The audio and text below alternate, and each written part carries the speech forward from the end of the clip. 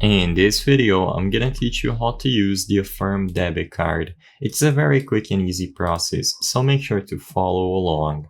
In order to properly generate and use a card with Affirm, you need to use the latest version of the mobile app. So instead of doing this process on your computer or your phone through a web browser, open up the Affirm mobile app. Once you are inside of the app, use the search function to look for any store.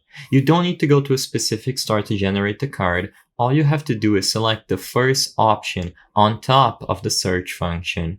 As you can see, it's going to say pay with a one-time use virtual card.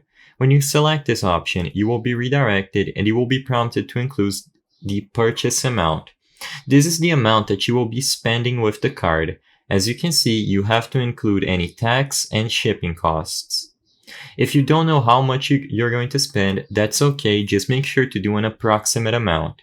With that step out of the way, you will be able to proceed, and as long as you are approved by Affirm, you will receive the credentials of the virtual card you've just generated.